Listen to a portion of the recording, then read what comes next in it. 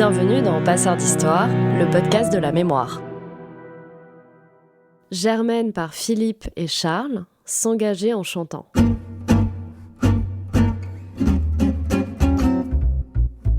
Bonjour, mon nom est Philippe Jadin, je suis né à Bruxelles, je suis dans les relations publiques et dans ma vie j'ai toujours eu une passion pour la chanson française, ce qui m'a amené naturellement à Germaine Sablon.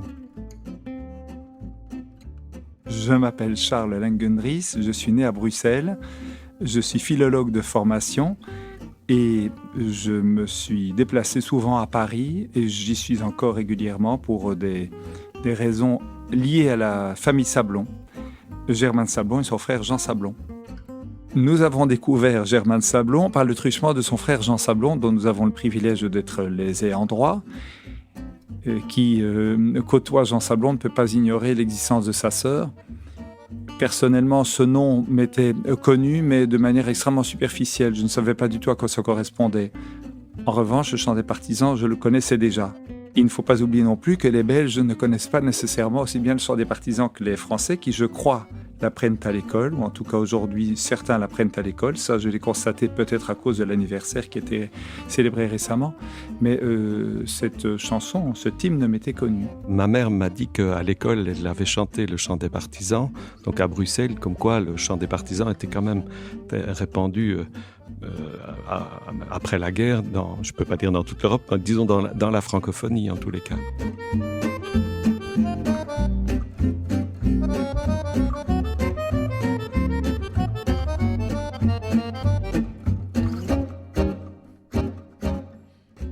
Germaine Sablon est née en 1899 dans une famille de musiciens. Son père était chef d'orchestre.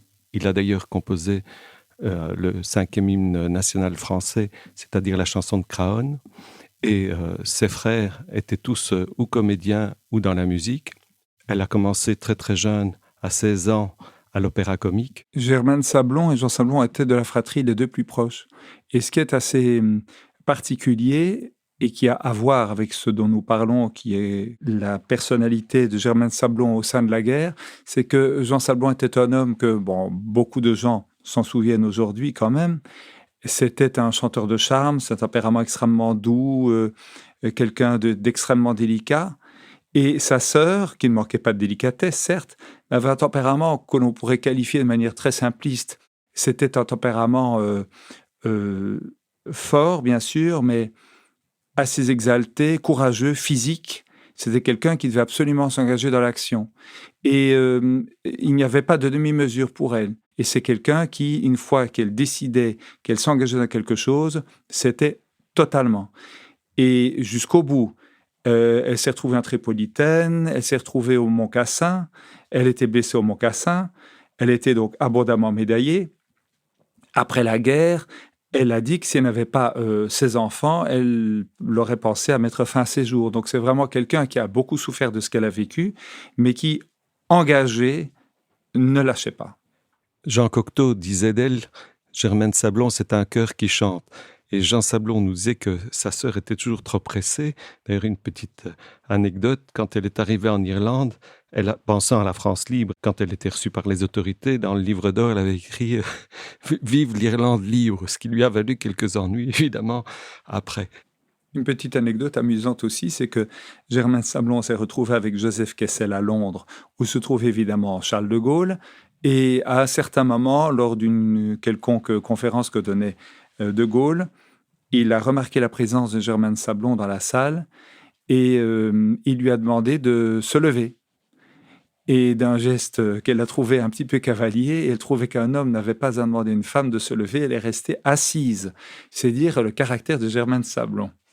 Lors de la Première Guerre, elle est adolescente. Elle voit tous ses frères, sauf Jean, parce que Jean était né en 1906, son père et ses deux frères soldats. Elle a un petit fiancé qui revient après la guerre, qu'elle va épouser, mais qui revient avec une gueule cassée. D'ailleurs, il avait un masque en cuir. Et donc, elle était très marquée par cette adolescence en pleine guerre. Donc, quand la Deuxième Guerre est arrivée, je pense qu'elle a eu un sursaut patriotique et qu'elle s'est dit qu'il fallait absolument faire quelque chose. Germaine Sablon était une chanteuse assez connue, même très connue, dans les cabarets. Elle chantait même pour le roi d'Angleterre à Londres, etc., dans les années 30. Elle chantait en Égypte, un petit peu partout. Ce qui est étonnant concernant Germaine, bon, je sais qu'elle était la seule fille de la fratrie, mais c'est qu'elle conduisait une voiture. Il faut encore une fois se replacer à l'époque. Elle pilotait des avions. En 1935, elle rencontre Joseph Kessel.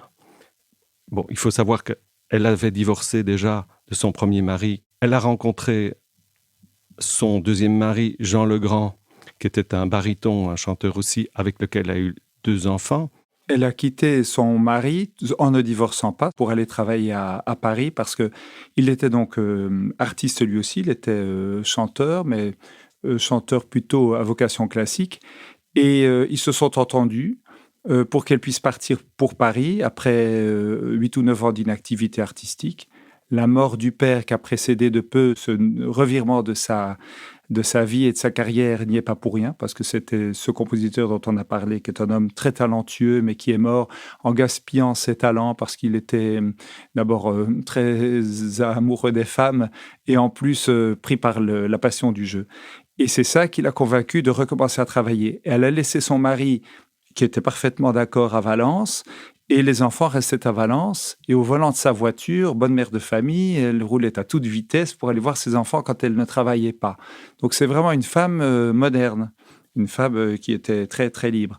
Il faut dire aussi qu'elle a vécu dans un milieu familial très aimant. Le père était souvent absent pour les raisons que je viens de dire, et très musical aussi, puisque tous ont été dans la musique. Et certainement, c'est une chose qui les a équilibrés tous, parce qu'elle, comme son frère, étaient des gens qui avaient beaucoup de force de caractère et qui n'étaient pas du tout des gens qui se poussaient absolument dans le métier. C'était des personnalités fortes et pour lesquelles la chanson, même malgré les grands succès du frère, mais de Germaine aussi, n'a jamais modifié leur vision de la vie, leur sens du devoir et leur équilibre profond. Alors, je dois ajouter aussi que Germaine a tourné une 20aine de films. Alors, curieusement, c'était plutôt des seconds rôles. Bon, elle a tourné avec des grandes vedettes de l'époque, et comme elle a joué aussi au théâtre avant d'être dans la chanson. C'est une des rares aussi femmes à avoir enregistré avec Django Reinhardt. Et pendant la guerre, elle est toujours restée en contact avec son frère, qui lui, de son côté, faisait de l'espionnage. Et en 1935, donc c'était une femme très libre, elle avait comme amant Joseph Kessel. Joseph Kessel était un grand écrivain, il était déjà très connu et reporter aussi. Donc il était aussi connu qu'elle à ce moment-là. D'ailleurs, les mauvaises langues disaient que c'était Monsieur Sablon, et le deuxième Monsieur Sablon. Et donc tous les deux étaient évidemment avaient des professions très différentes. Elle chantait dans tous les grands cabarets élégants de Paris, mais aussi à l'étranger. À ce moment-là, elle descend dans le Midi et là, elle se rend compte qu'il faut faire partie avec ses amis, à l'insu d'ailleurs à ce moment-là de Kessel, du réseau Carte, et elle devient résistante.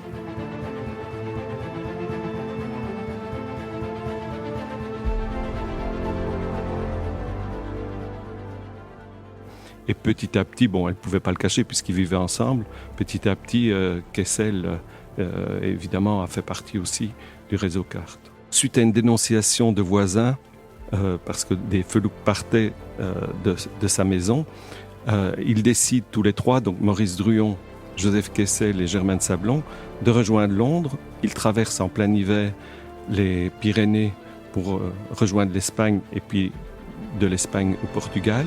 C'était une traversée très très dure et très pénible.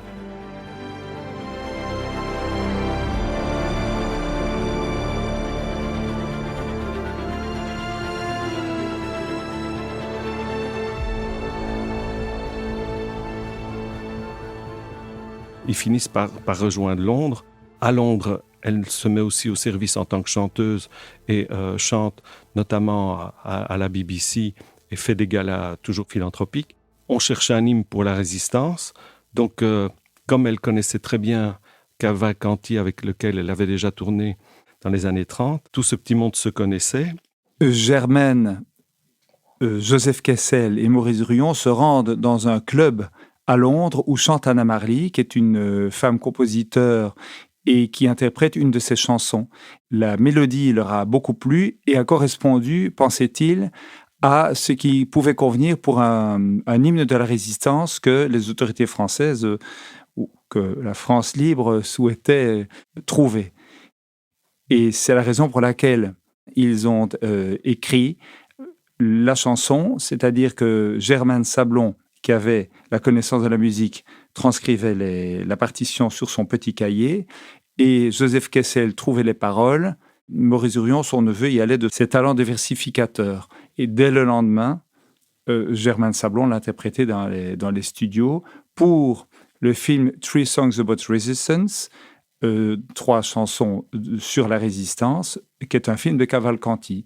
Donc cette chanson a été enregistrée la première fois pour les besoins d'un film. D'Astier de la Vigerie, pour la radio, cherchait donc un hymne, et Germaine n'avait de cesse de demander à son compagnon, donc Joseph Kessel, de lui écrire des chansons, parce qu'il lui écrit plusieurs chansons. Donc, elle était ravie d'avoir cette chanson, et puis, comme c'était une chanson très prenante, la preuve, encore aujourd'hui, on en parle beaucoup, donc ça a tout de suite correspondu à leurs attentes. D'abord, ça a été d'abord sifflé à la radio, après, ça a été enregistré donc le 30 mai 1943 au studio d'Ealing, et puis, ça a été la première fois qu'on a entendu le chant des partisans. Germaine l'a chanté sur scène pour les soldats assez bien, mais il faut savoir qu'à l'époque, évidemment, il y avait moins de moyens de transmission des chansons qu'aujourd'hui. Donc, c'est une chanson qui s'est aussi beaucoup transmise oralement par les soldats. Germaine était résistante. Alors, à la fois, elle était artiste, elle a chanté au Théâtre des Armées, mais elle était aussi ambulancière pour les ambulances de Lady Spears et infirmière. Donc, elle a soigné beaucoup de soldats. Elle était marraine de guerre. Elle a été d'ailleurs l'artiste, la chanteuse la plus médaillée de France, et elle a reçu, à titre militaire, la Légion d'honneur, comme ses 2 frères.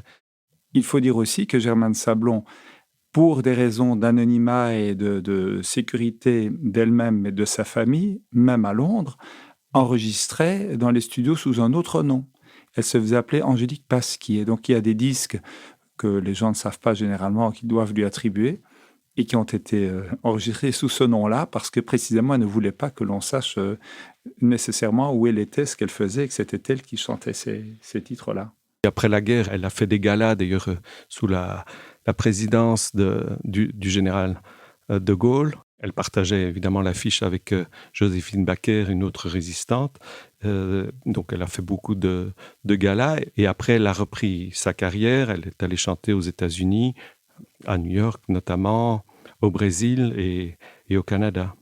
Et elle a arrêté sa carrière relativement tôt, dans les milieux des années 50, mais il faut savoir qu'elle avait déjà près de 60 ans.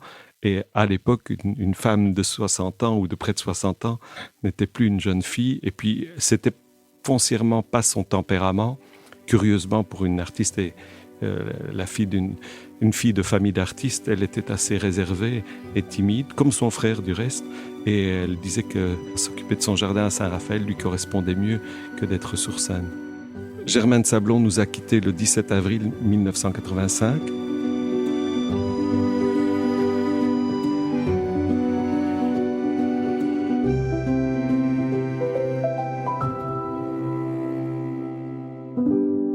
Germaine Sablon a été, on dit toujours oubliée. Souvent, on s'excuse de parler de gens dont beaucoup de gens ne se souviennent pas en disant ils sont oubliés, ce qui n'est jamais tout à fait vrai, parce que quand on parle de Germaine Sablon, il y a quand même un certain nombre de gens qui se souviennent de qui elle est et qui s'en souvenaient, parce qu'il y a en réalité aujourd'hui un retour important de son souvenir, de sa personnalité. On en parle beaucoup à cause du chant des partisans, dont on a célébré les 80 ans l'année dernière, le 30 mai, et aussi parce que 2 biographies importantes lui ont été consacrées, l'une par Dominique Bonnat de l'Académie française, qui en réalité est une biographie de Kessel et de Drouillon, mais elle a très vite compris que c'était indissociable de Germaine Sablon et lui donne une place très importante. Elle a décrit justement qu'une femme extrêmement courageuse Et aussi précisément à cause de ces célébrations relatives aux 80 ans. Donc depuis 2 ans, il y a aussi ce livre de Dominique Missica qui s'appelle Un amour de Kessel, puisqu'elle était la maîtresse de Kessel, comme on l'a dit. Il y a un retour au premier plan de Germaine Sablon depuis 2-3 ans. D'ailleurs, nous avons inauguré une promenade Germaine Sablon à Paris. Et il existe depuis d'ailleurs, Jean Sablon avait inauguré à Saint-Raphaël, il y a aussi une rue Germaine Sablon. Mais c'est très curieux ce retour, parce que je me souviens d'ailleurs qu'un journaliste, de manière un peu inélégante, disait à Jean Sablon, votre sœur est un peu oubliée. Et ce qui évidemment lui a pas fait plaisir. Je vous parle forcément il y a à peu près 40 ans, et puis 40 ans après, donc Germaine Sablon revient sur le devant de la scène. Assez paradoxalement d'ailleurs, parce que finalement, c'est le chant des partisans qui reste dans les mémoires, et c'est la guerre qui a interrompu et brisé sa carrière d'une certaine manière. Malgré tout, si elle reste dans les mémoires aujourd'hui, c'est grâce au chant des partisans. Alors qu'elle avait créé, il faut bien dire aussi, des chansons, ce qu'on appelait le renouveau de la chanson française, chanson naturaliste, avec une chanson très célèbre à l'époque de Jean Tranchant, Ici l'on pêche. Elle avait repris la chanson créée par Marie Dubas, Mon légionnaire, et Raymond Assaut, qui a écrit de grandes chansons pour Édith Piaf, lui donnait à la même période exactement le même répertoire. Bon, il faut savoir que Germaine Sablon, à l'époque, dans les cabarets, était aussi célèbre qu'Édith Piaf. Si aujourd'hui on a un petit peu oublié son nom en dehors du chant des partisans, c'est aussi parce que d'abord, elle avait une nature assez discrète, mais aussi parce qu'elle a arrêté relativement tôt sa carrière, donc milieu des années 50. Donc évidemment, aujourd'hui, il y a près de 70 ans, donc c'est normal aussi que les choses s'effacent petit à petit. Et puis, il y a une présence plus grande des femmes dans les médias depuis quelques années, donc à la faveur de ce retour légitime et tardif des femmes dans les médias, Germaine Sablon, en tant que personnalité marquante, est évidemment revenue aussi au devant de la scène. Je pense qu'elle vaut à elle seule une biographie, comme une personnalité très marquante, parce que sa carrière au cinéma n'a pas été la chose la plus déterminante, c'est plutôt une carrière dans la chanson. Mais c'est la personnalité elle-même, son engagement dans les événements de son époque. Il y a aussi une école qui a été inaugurée il y a plus d'1 an maintenant au Perreux, qui porte le nom de Germaine Sablon.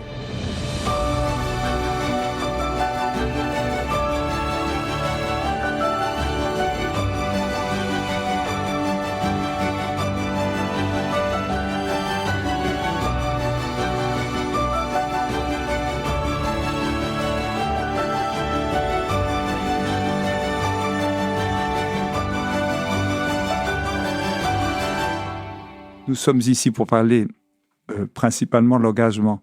Et je crois qu'on peut en parler à 2 titres. Il y a l'engagement de la personnalité dont on parle, et puis de manière plus humble, l'engagement que nous avons pour défendre sa mémoire. Et Germaine Sablon, son engagement, on l'a suffisamment commenté, personnalité passionnée, entière, droite, très courageuse, ce qui frappait autant Kessel que Dominique Bonnat de l'Académie. Nous-mêmes, plus modestement, nous nous engageons en ce sens que nous voulons lui rendre hommage, comme on l'a fait pour Jean Sablon, mais pour d'autres motifs, liés principalement, évidemment, à la Deuxième Guerre. Ça signifie l'écriture vraisemblable d'une biographie, inauguration de rues, d'écoles, etc. Donc, c'est une espèce d'attachement spontané qui s'est fait. C'est une personne que nous n'avons pas connue. Cette personne n'est plus de notre monde, et pourtant, quand on s'intéresse à cette personnalité, il y a un attachement amical qui se crée. C'est très curieux. Je pense que découvrir des personnalités de grande qualité crée cet attachement et donne envie de s'engager pour transmettre cette mémoire. Je pense aussi que c'est un exemple, et c'est pour ça d'ailleurs aussi qu'existe le souvenir français, c'est nécessaire à la jeunesse. Il y a un peu un écueil qui se présente à mon avis, c'est la distance du temps. Parce que tous les gens dont nous parlons sont des gens qu'on voit sur des photos en noir et blanc, qui ne sont pas tout à fait nous, parce qu'ils sont éloignés, ce sont les grands-parents, et la frontière du temps pour les plus jeunes est une chose qui, si elle n'est pas infranchissable, en tout cas, est difficile à passer. Je pense que s'attacher vraiment à écouter ce que des gens ont pu faire, ça peut être un repère pour une jeunesse souvent désorientée, je crois, il faut comprendre que ces gens, c'est nous, ou c'est ce que nous pourrions être si on se donnait la peine de s'engager dans quelque chose. On ne sait pas trop où on va, on voit qu'il y a même des jeunes qui s'engagent parfois dans des voies mauvaises. Je pense qu'on a plus près de nous les gens dont s'occupe le Souvenir français qui sont de manière beaucoup plus proche et infiniment plus inspirante des personnalités à observer, à comprendre. Et je pense aussi que l'admiration qu'on peut avoir pour les gens, c'est une chose qui élève. C'est une chose qui est épanouissante. Et qui, en même temps, donne la possibilité d'avoir une certaine confiance dans le futur, parce que ce sont des exemples. Donc je crois que ça peut susciter une certaine émulation ou, dans le meilleur des cas, certaines vocations. L'engagement, c'est la volonté de se dédier à quelque chose. Ce n'est pas seulement admirer, c'est faire. C'est s'engager par des choix moraux, c'est ne pas rester neutre en tout. C'est précisément avoir une opinion qu'on le considère comme juste et mettre en adéquation son action avec ses convictions. Alors, en ce qui me concerne, je n'ai pas vraiment l'impression d'être engagé. J'ai toujours aimé la chanson française, ce qui m'a évidemment amené à Jean Sablon et à Germaine Sablon. Et aujourd'hui, j'essaye que les grands noms, ou même les moins grands noms de la chanson française s'effacent le moins possible. Donc, on participe à des expositions, on donne des conférences dans le monde entier et on essaye aussi de créer un musée de la chanson française. Nous essayons d'attribuer des rues à des personnalités célèbres de la chanson. Mais je ne considère pas vraiment ça comme un engagement puisque c'est une passion, si vous voulez. Donc, pour moi, c'est une chose naturelle. Et petit à petit, avec le temps, c'est devenu... une chose complètement qui n'a pas été réfléchie, mais qui aujourd'hui m'accompagne tous les jours. Amis, entends-tu le vol noir des corbeaux sur nos plaines? Amis, entends-tu le chant lourd du pays qu'on enchaîne? Oh, et partisans, ouvriers et paysans, à vos armes. Ce soir, l'ennemi connaîtra le prix du sang et des larmes. Montez de la mine, descendez des collines, camarades.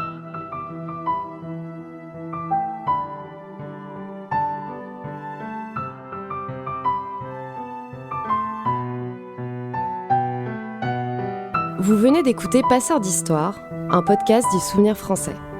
Retrouvez l'ensemble des épisodes sur toutes les plateformes d'écoute. Si cet épisode vous a plu, n'hésitez pas à nous le dire avec 5 étoiles et en vous abonnant. Pour en savoir plus, rejoignez-nous sur les réseaux sociaux ou sur notre site internet dont vous trouverez les liens en description. Rendez-vous dans 2 semaines pour découvrir une nouvelle histoire.